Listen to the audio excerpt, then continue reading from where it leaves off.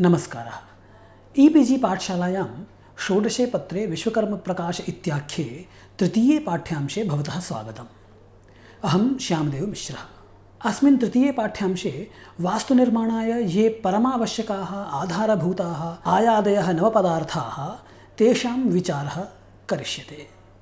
अतः पाठोऽयम् अतिमहत्वाधायी। आयादि नवपदार्थानाम् आनयनं गृहपिण्डाधारितं भवति। तत्र क्षेत्रफलस्यैव पिण्डमिति संज्ञा।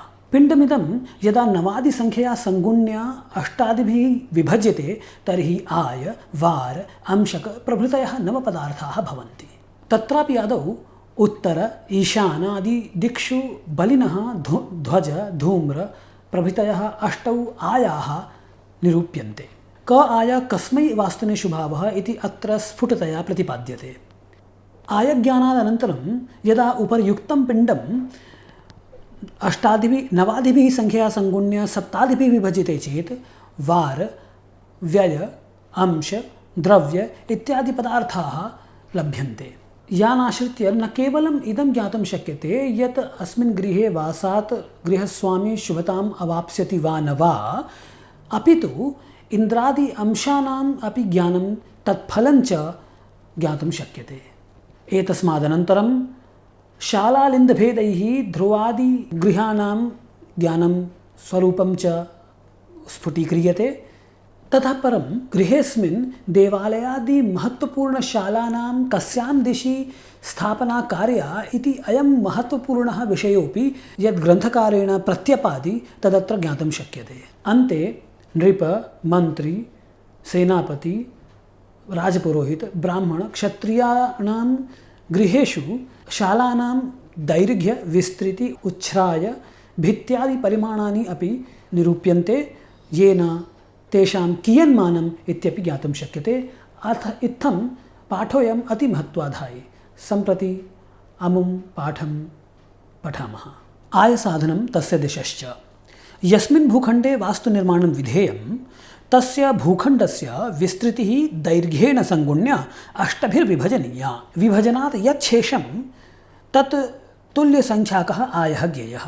तथा हि उवाच विश्वकर्मा, विस्तारेण हतं दैर्घ्यं विभजेत् अष्टभिस्ततः यच्छेषं सम्भवेद् आयो ध्वजाद्यास्ते स्युरष्टधा इति। इत्थम् अष्टौ आयाः क्रमशः ध्वजः, धूम्रः, सिंहः, श्वानः, गो, खरः, इभः अर्थात् गजः, वायसः अर्थात् काकः एते भवन्ति। एतेषां ध्वजाद्यायानाम् ईशानदिशां स्वामित्वं भवति।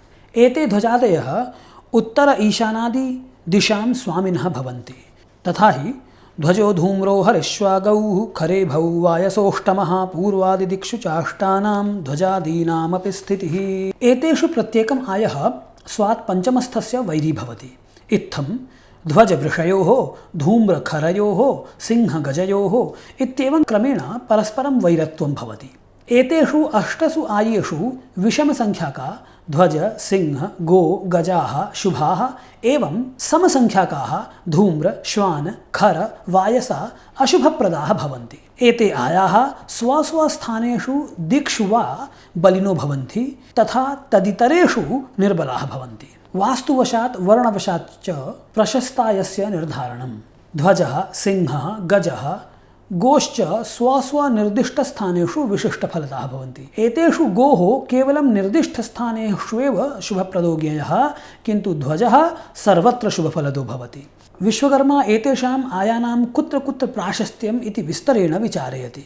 तद्यथा पुटस्य गुफायां वा निर्माणाय वृष, सिंह, गजाख्या आयाः प्रयोक्तव्याः। कोटस्य, दुर्गस्य, कारावासस्य, सैन्यनिवासगृहाणां निर्माणाय अपि एते वृषाद्या आयाः प्रशस्ताः भवन्ति। गजाख्यस्य आयस्य प्रयोगः वापी, कूप, तटागादीनां निर्माणाय क्रियते। सिंहाख्यस्य आयस्य उपयोगः देवनृपादिभ्यः आसनादीनां निर्माणाय भवति। गजस्य प्रयोगः पर्यङ्क, शय्या, शयनागारादीनां मापनाय निर्माणाय च शुभफलदो भवति। अग्न्यागार, महानसादीनां वस्त्रागाराणां च निर्माणं धूम्राख्ये आये प्रशस्तं भवति। वैश्यादीनां व्यापारिकप्रतिष्ठान विपण्यादीनां निर्माणं खराख्ये आये शुभफलदं भवति। कुटीरादीनां निर्माणाय काक आयः षष्ठो भवति। प्रासाद वेश्म नगर प्रभृति वास्तूनां निर्माणं ध्वज आये शुभफलदम् उच्यते। गजाये अथवा ध्वजाये गजशाला ध्वजे खरे वृषे वा अश्वशाला निर्मेया स्यात्। उष्ट्रशालायाः निर्माणं गजे ध्वजे वृषे वा कर्तव्यम्। पात्र छत्र वस्त्र यानानां निर्माणं वृषाख्ये आये ध्वजाख्ये आये वा अक्लेशेन भवति। सुवर्ण रजतादि धातूनां रत्नानां वा निर्माणशाला ध्वजे प्रशस्ता ज्ञेया। ब्राह्मणाय ध्वज आयः शुभप्रदो भवति। अर्थात् ध्वजायानुसारं गृहं पश्चिमदिक्स्थं ब्राह्मणाय निर्मेयम्। क्षत्रियभवनानि सिंहायानुरूपाणि उत्तरस्थानि अवगन्तव्यानि। वैश्यानां कृते गृहादीनां निर्माणं वृषायानुसारं पूर्वाभिमुखञ्च शुभफलप्रदं भवति। यद्यपि ध्वजाख्ये आये क्षत्रियाः वैश्याश्च स्ववास्तोः निर्माणं कर्तुं शक्ष्यन्ति, किन्तु ब्राह्मणेभ्यः सिंहायः विशेषतया वर्जनीयो भवति। पिण्डानयनं पिण्डवशान्नवपदार्थानां ज्ञानञ्च। कस्यचिदपि भूखण्डस्य क्षेत्रफलम् अर्थात् विस्तृतिदैर्घ्ययोः गुणनं पिण्डं पदं वा इति उच्यते। तस्मिन् पिण्डे क्रमशः नवाद्यङ्कानां गुणनं कृत्वा अष्टादिभिर्विभज्यते तर्हि क्रमशः आय वार अंशक द्रव्यादयः नवपदार्थाः लभ्यन्ते। तद्यथा विश्वकर्मा पिण्डे नवाङ्काङ्ग गजवह्नि नागाष्टसागरैः नागैश्च गुणिते भक्ते क्रमादिते पदार्थकाः नागाद्रि नवसूर्याष्ट आतिथ्य वृक्षखभानुभिः आयो वारोंशको द्रव्यं ऋणमृक्षं तिथिर्युतिः आयुश्चाद्य गृहेशर्क्ष गृहमैक्यं रतिप्रदम् इति। पिण्डे अर्थात् गृहस्य क्षेत्रफलं दैर्घ्यविस्तृतयोः गुणनं यत् तस्मिन् नवाङ्क अंग गज वह्नि नागाष्टसागरैः नागैश्च अर्थात् नव नव षट् अष्टौ त्रीणि अष्टौ अष्टौ चत्वारि नागः क्रमशः एताभिः संख्याभिः गुणिते यद्गुणनफलं तत् क्रमशः नागाद्रि नव सूर्याष्टभतिथ्यक्ष खभानुभिः अर्थात् अष्ट सप्त नव द्वादश अष्ट सप्तविंशतिः पंचदश सप्तविंशतिः विंशत्यधिक एकशतम् इति एताभिः संख्याभिः विभक्ते सति क्रमात् शेषतुल्याः पदार्थाः भवन्ति। एते पदार्थकाः क्रमशः आयः वारः अंशकः द्रव्यं ऋणं ऋक्षम् अर्थात् नक्षत्रं तिथिः युतिः अर्थात् योगः आयुश्च भवन्ति। गृहस्य आयव्ययोः ज्ञानं तत्फलञ्च। गृहपिण्डस्य आयव्ययोर्ज्ञानं विधाय गृहनिर्माणात् धनस्य लाभः हानिर्वा विचार्यते। अत्रेदम् अवधेयं यत् अधोलिखिते श्लोके यस्य आयस्य साधनमुच्यते सः पूर्वोक्तध्वजाद्यायेषु भिन्ना एव। अत्र उक्तः आयः आगमं प्राप्तिः इन्कम् वा इति सूच्यते।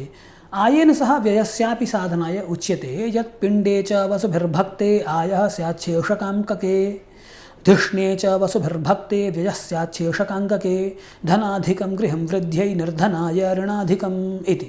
अर्थात् पिण्डे अर्थात् गृहस्य क्षेत्रफलं तस्मिन् वसुभिः अष्टभिः भक्ते यदि विभज्यते तर्हि शेषांशके शेषतुल्यराशिः तस्य गृहस्य आय इति वक्तव्यः।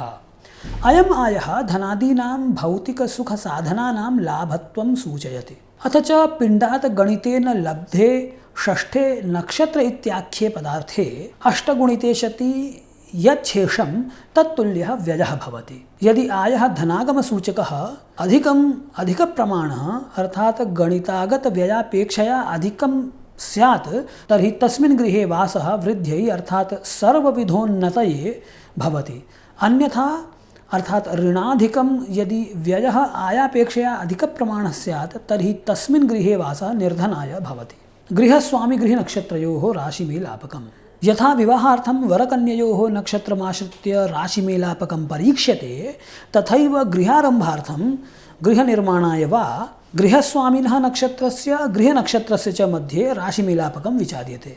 अत्र मनसि शङ्का उदेति यत् गृहस्य राशिज्ञानं कथं स्यात्। वस्तुतः पिण्डमाश्रित्य आनीतनवपदार्थेषु गृहनक्षत्रम् अन्यतमं भवति।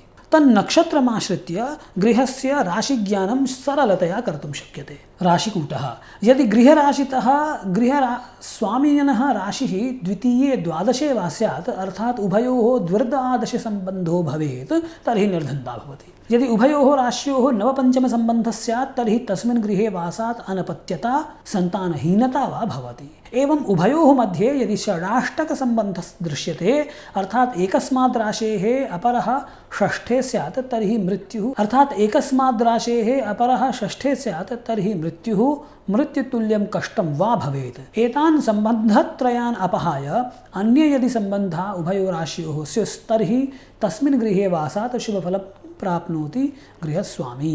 ताराविचारः।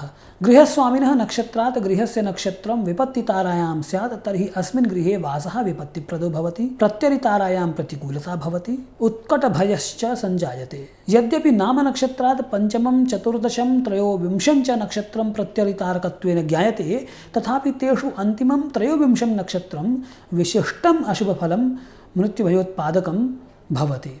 निधने वधाख्ये वा तारके गृहस्वामिनः मृत्युः मृत्युतुल्यं कष्टं वा स्यात्। अतः उभयोः गृहस्वामिनोः ताराबलं सम्यक्तया विचार्य फलं कथनीयम्। वर्णनाड्यादिविचारः।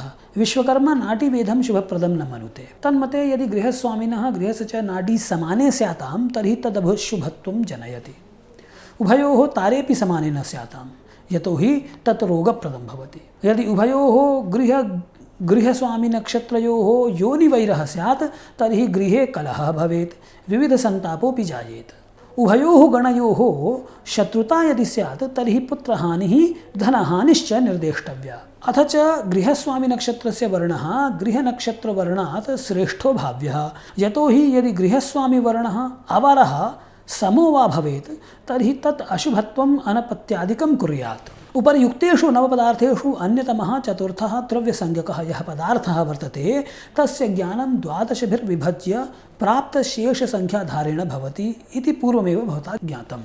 तत्र एकादिशेषे सति किं द्रव्यम् इति जिज्ञासायाम् उच्यते यद् एकशेषे सति वस्त्रं, द्वे शेषे सति शस्त्रं, त्रीणि शेषे सति पुस्तकं, चत्वारि शेषे सति सुवर्णादिद्रव्यं, पञ्चशेषे सति धान्यं, षट् शेषे सति भूः, सप्त शेषे सति कुटुम्बम्, अष्टौ शेषे सति विद्या, नव शेषे सति पशुधनं, दश शेषे सति वाटिकादिधनम्, एकादश शेषे सति भाण्डम् एवं शून्यम् अथवा द्वादश शेषे सति आभूषणं द्रव्यरूपेण अवगन्तव्यम्। तत्र यस्य गृहस्य दैर्घ्यम् 11 हस्तप्रमाणात् 32 हस्तप्रमाणं यावत् स्यात् तस्य गृहस्य निर्माणाय तस्मिन् गृहे वासाय वा आयादिविचारः कर्तव्यः। इत्थम् 11 हस्तात् अल्पप्रमाणात्मके गृहे अथवा 32 हस्तात् अधिकप्रमाणात्मके गृहे आयादिविचारः न कर्तव्यः। एतदतिरिच्य जीर्णगृहेपि आयादिविचारः न कर्तव्यः।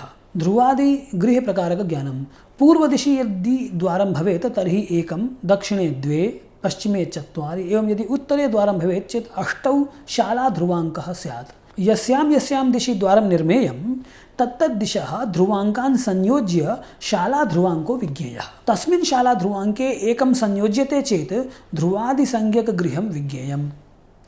तानि ध्रुवादिसंज्ञकगृहाणि द्वारालिन्दभेदैः 16 विधानि भवन्ति। येषां संज्ञाः शुभाशुभफलानि च ग्रन्थेऽस्मिन् विशदतया विविच्यन्ते। सम्प्रति इन्द्राद्यंशज्ञानम्। इन्द्रांशः, यमांशः, भूपांशश्चेति त्रिविधम् अंशाः भवन्ति येषां फलं भिन्नं भिन्नं भवति। देवालयस्य निर्माणम् इन्द्रांशान्विते भुवि, यमांशान्विते भुवि विपणि वेदी सर्पागारादीनां निर्माणं तथा भूपांशे भूमौ गज अश्वादिशालानां निर्माणं शुभफलप्रदं भवति। एतेषां साधनं फलं च विश्वकर्मप्रकाशे एवमुच्यते। व्ययान्विते क्षेत्रफले ध्रुवाद्यक्षरसंयुते त्रिभिश्चेषे क्रमादिन्द्र यमभूम्यधिपांशकाः। इन्द्रांशे पदवीवृद्धिः महत्सौख्यं प्रजायते, यमांशे मरणं नूनं रोगशोकमनेकधा, राजांशे धनधान्याप्तिः पुत्रवृद्धिश्च जायते इति। यस्य गृहस्य क्षेत्रफलं तस्मिन् क्षेत्रफले व्ययस्य अन्वयम् अर्थात योगं कृत्वा ध्रुवादिसंज्ञकगृहस्य श्लोकोक्तक्रमानुसारं निर्धारितसंख्यायाश्च योगं क्रियते। यद् योगफलं लभ्यते तत् त्रिभिः विभक्ते सति यदवशिष्यते तदवशात् क्रमशः इन्द्राद्यंशाः विज्ञेयाः।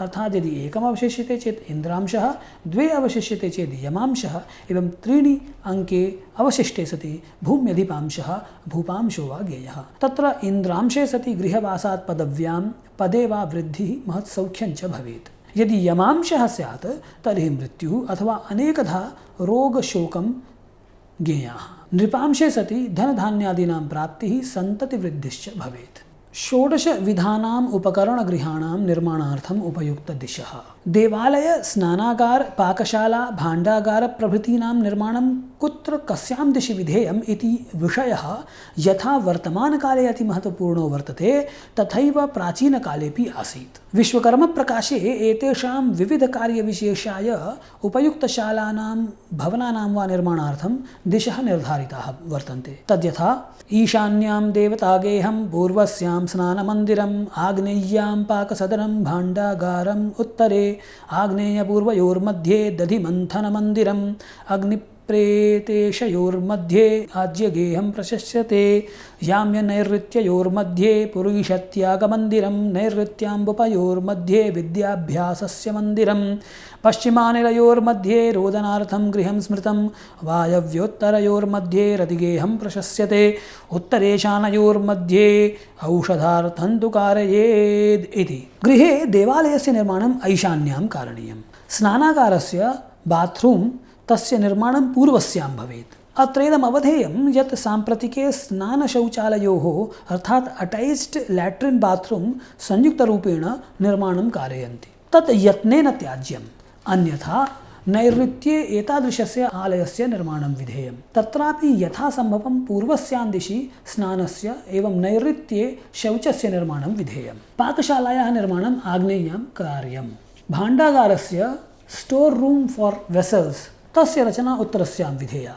आग्नेयपूर्वदिशोर्मध्ये दधिमन्थनगृहस्य निर्माणं कारयेत्। अनेन सह पाककर्मणे हरिद्रादिचूर्णनस्य धान्यादिपिष्टनस्य कार्यमपि तत्रैव विधेयम्। आग्नेयदक्षिणदिशोर्मध्ये घृतभण्डारस्य कक्षा विनिर्मेया। अन्येषां तैलादीनामपि भण्डारणम् अस्मिन्नेव प्रकोष्ठे भवेत्। दक्षिणनैऋत्यदिशोर्मध्ये पुरुषत्यागगृहस्य शौचालयस्य निर्माणं भवेत्। नैऋत्यपश्चिमयोर्मध्ये विद्याभ्यासशालायाः अध्ययनशालायाः निर्माणं प्रशस्तं भवति। पश्चिमवायव्यदिशोर्मध्ये रोदनगृहस्य कूपभवनस्य निर्माणं कारयेत्। अर्थात् यदि कोऽपि गृहस्वामी यदि कारणविशेषात् एकान्ते उषितुं वाञ्छति तर्हि तदर्थं शालायाः निर्माणं करणीयम्। वायव्य उत्तरयोर्मध्ये रतिगृहस्य मनोरञ्जनकक्षस्य निर्माणं विधेयम्। उत्तर ईशानयोर्मध्ये औषधालयः भवितव्यः। पश्चिमे भोजनालयस्य स्थितिः स्यात्। दक्षिणे शयनकक्षः प्रशस्तो भवति। ईशानपूर्वदिशोर्मध्ये सर्ववस्तुभण्डारकक्षः store room for spare items विनिर्मेयः। नैऋत्ये शस्त्रागारः, शस्त्रशाला, व्यायामशाला वा भवेत्। वायव्ये धान्यागारः store room for food grains and groceries or cold storage विधेयः। ग्रन्थेऽस्मिन् सूतिकागृहस्य निर्माणं नैऋत्ये कर्तुं निर्देशः प्राप्यते। अलिन्दस्य विविधस्वरूपम्। अलिन्दन् नाम गृहं, शाला वा पुरतः रिक्तस्थानम्। एतत् हिन्दीभाषायाम् आङ्गन्, बरामदा वा इति उच्यते। गृहे विविधेषु स्थलेषु अलिन्दस्य स्थितिः स्वीकार्यते। अनेन गृहेषु स्थितिवशात् विविधस्थलानि अलिन्दसंज्ञया व्यवह्रियन्ते। विश्वकर्मप्रकाशेऽपि 7 श्लोकेषु विविधस्थलमाश्रित्य अलिन्दस्य स्वरूपाणि वर्णितानि सन्ति। केचन गृहात् बहिः यद् रिक्तस्थानम् आसनविशेषं वा तदेव अलिन्दम् इति कथयन्ति। केचित्तु गृहात् बहिः छदिष्मत् रिक्तस्थलम् अलिन्द इति पदेन व्यवहरन्ति। गृहान्तेऽपि मध्ये ब्रह्मपदे रिक्तस्थलम् अलिन्दम् इति वदन्ति केचन। गृहमध्ये द्वारोपरि स्थितं नतं निर्माणमपि अलिन्दम् इति उच्यते। अलिन्दे विद्यमाने सति वृष्ट्या आर्द्रितानि द्वाराणि न भवन्ति। गृहमध्ये द्वारोपरि स्थितं नतं निर्माणमपि अलिन्दम् इति उच्यते। तस्मिन् अलिन्दे विद्यमाने सति वृष्ट्या आर्द्रितानि द्वाराणि न भवन्ति। अतः अलिन्दरहितं द्वारं न कार्यं भवति। गृहम् एकशालं, द्विशालं, त्रिशालं भवतु वा चतुश्शालं तच्छालानुरूपमेव अलिन्दस्य आकृतिः, परिमाणं च स्थापनीयम्। अथवा अलिन्दानुसारं गृहस्य तच्छालानां च स्वरूपं, परिमितिश्च निश्चेतव्या भवति। विविधगृहाणां दैर्घ्य उच्छ्रायादिमानानि। विश्वकर्मप्रकाशे विविधशालेयगृहाणां ब्राह्मणादिवर्णेभ्यः नृपादिभ्यश्च प्रयोक्तव्यगृहाणां च विविधानि वितस्ति उच्छ्रायादिमानानि विशदतया वर्णितानि सन्ति। तत्रादौ सामान्येन गृहस्य उच्छ्रायादिमानम् उच्यते। ततः विशिष्टगृहाणां विविधमानानि निरूपितानि वर्तन्ते। तथा हि यद्वास्तुनि च विस्तारः सैवोच्छ्रायः शुभस्मृतः शुकशालो गृहकार्यो विस्तराद्विगुणो दश चतुश्शालगृहस्यैवम् उच्छ्रायो व्याससंमितः विस्ताराद्विगुणं दैर्घ्यम् एकशाले प्रशस्यते विस्तीर्णं यद्भवेद्गेहं तदूर्ध्वमेकशालकं द्विशाले द्विगुणं प्रोक्तं त्रिशाले त्रिगुणं तथा चतुश्शाले पञ्चगुणं तदूर्ध्वं नैव कारयेत् इति। अर्थात गृहस्य उच्छ्रुतिः विस्तृतिश्च समाने स्याताम्। विस्तरात् द्विगुणित उच्छ्रायो भवेत् तर्हि तत् शुकशालम् उच्यते। चतुश्शालादारभ्य दशशालात्मकगृहे उच्छ्रुतिः व्यासतुल्या करणीया भवति। एकशालेयगृहस्य एकतलान्वितगृहस्य वा दैर्घ्यं तद्विस्तारात् द्विगुणितं भवेत्। द्विशालगृहस्य उच्छ्रायः दैर्घ्यात् द्विगुणितः, त्रिशालगृहे त्रिगुणितः एवं चतुश्शालगृहे औन्नत्यं दैर्घ्यपरिमाणात् पञ्चगुणितं स्थापनीयम्। वस्तुतः शाला इति शब्दः वास्तुशास्त्रे त्रिषु अर्थेषु प्रयुक्तो दृश्यते। कक्षः, आवासः, तलञ्च। अत्र प्रसङ्गवशात् परिमाणवशात् च भिन्नोऽर्थः स्वीकार्यः। राजप्रासादस्य परिमाणम्। राजप्रासादे पञ्चगृहाणि भवन्ति। आदौ मुख्यभवनस्य प्रधानभवनस्य परिणाममुक्तम्। अवशिष्टानि 4 गृहाणि क्रमशः अष्टभिः हस्तैः न्यूनानि भवन्ति। राज्ञां प्रधानः आवासः 800 हस्तमितो विस्तृतो भवति। तस्य दैर्घ्यं च 1/4 विस्तरमितं भवति। अर्थात् यदि विस्तारः 108 हस्तः तर्हि दैर्घ्यं 135 हस्तः। प्रत्येकं भवनस्य दैर्घ्यपरिमाणं सपादविस्तरमितं भवति। अर्थात् अवशिष्टानि भवनानि क्रमशः 100, 92, 84, 670 हस्तमितानि विस्तृतानि एवं 25,100मितं, 23,100मितं, 21,100मितं, 19,100मितं हस्तं दैर्घ्ययुतं भवन्ति। सेनापतेः गृहे परिमाणम्। सेनापतेरपि 5 गृहात्मकः प्रासादो भवति। तेषु प्रधानगृहस्य विस्तृतिः 64 हस्तमिता एवं दैर्घ्यं विस्तृतिषष्ठ्यांशेन युक्तं भवति।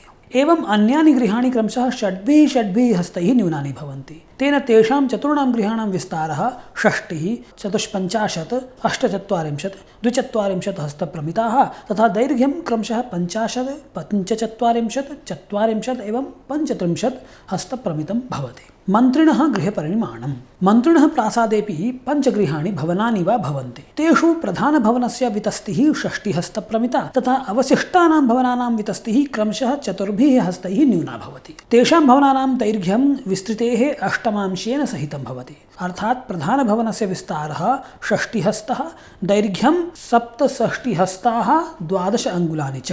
अन्येषां भवनानां विस्तारः क्रमशः 4 हस्तैः न्यूनश्च भवेत्। एतदतिरिच्य राजमहिषी प्रभृति विविधानां प्रधानानां शासकीयाधिकारिणां पुरुषाणां वा गृहपरिमाणानि प्रदत्तानि वर्तन्ते। ब्राह्मणादिवर्णेभ्यः गृहपरिमाणानि। विशिष्टजनानां गृहाणि अतिरिच्य विश्वकर्मप्रकाशे सामान्यजनेभ्यश्च गृहपरिमाणानि उक्तानि सन्ति। एतानि ब्राह्मणक्षत्रियादिवर्णानाश्रित्य प्रदत्तानि सन्ति। तद्यथा हस्ताद्वात्रिंशदायुक्तं विस्तारञ्च द्विजालयं विस्तारसदशांशस्तु दैर्घ्यं तस्य प्रकल्पयेत् इति। ब्राह्मणस्य गृहं 32 हस्तैः युक्तं विस्तृतम् एवं विस्तारसदशांशस्तु अर्थात् विस्तारस्य दशांशेन सहितं तु दैर्घ्यं प्रकल्पयेत्। इत्थं ब्राह्मणेभ्यः गृहविस्तृतिः 32 हस्तः एवं दैर्घ्यं 35 हस्तः 5 अङ्गुलानि च।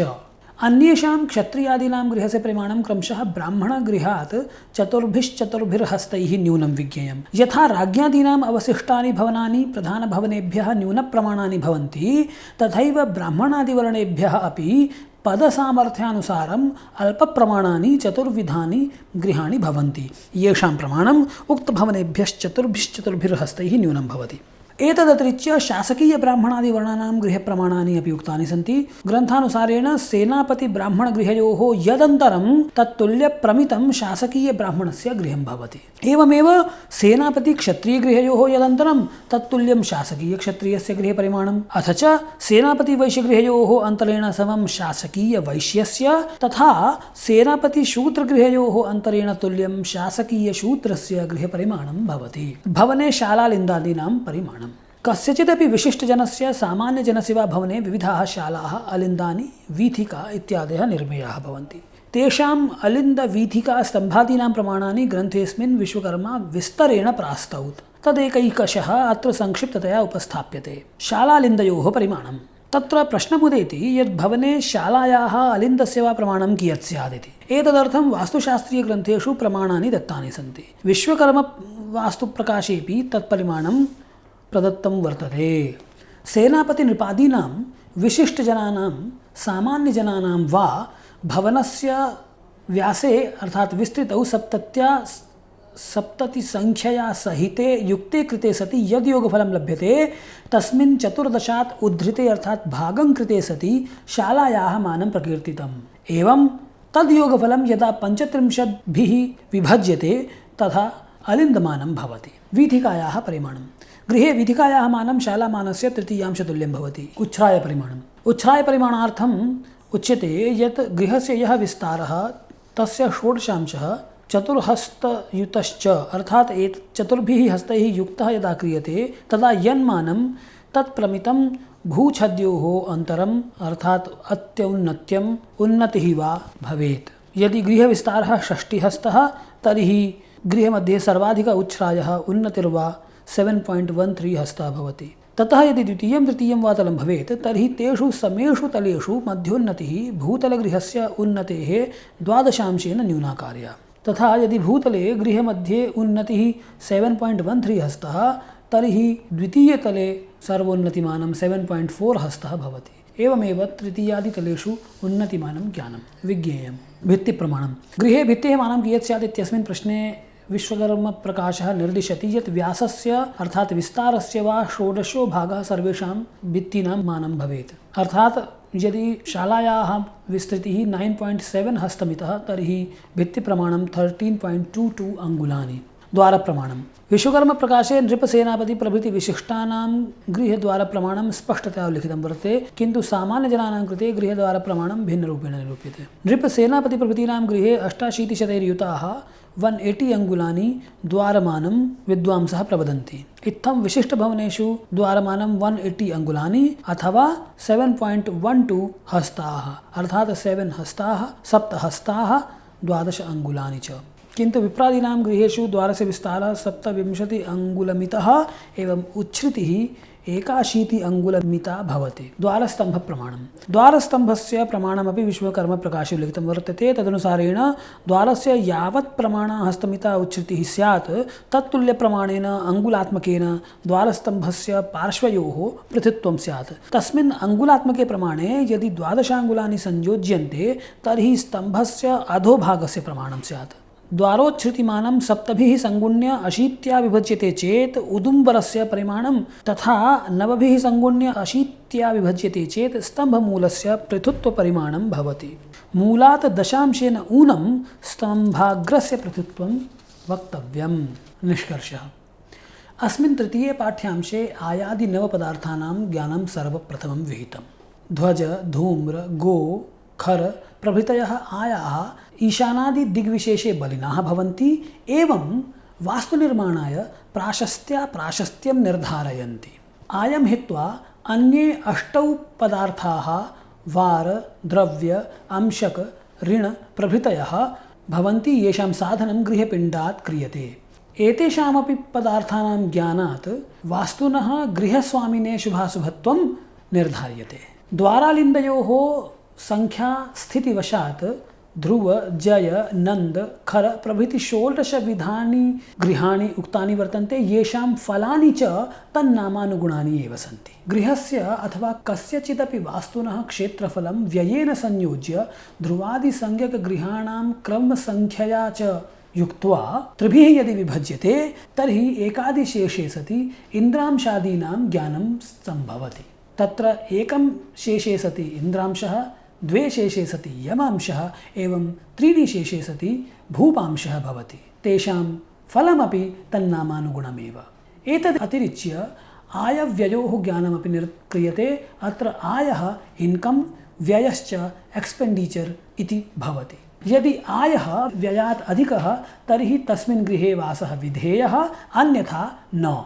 एतदतिरिच्य अस्मिन् पाठे अस्माभिः गृहे कस्याश्चिदपि शालायाः निर्माणं कुत्र कस्यां दिशि विधेयम् इत्यस्यापि ज्ञानं विहितम्। एतदतिरिच्य नृप, मन्त्री, सेनापति, राजपुरोहित ब्राह्मणादीनां गृहेषु तदवयवानां यन्मानं तदपि ज्ञानम् अस्माभिः विहितं। धन्यवादः।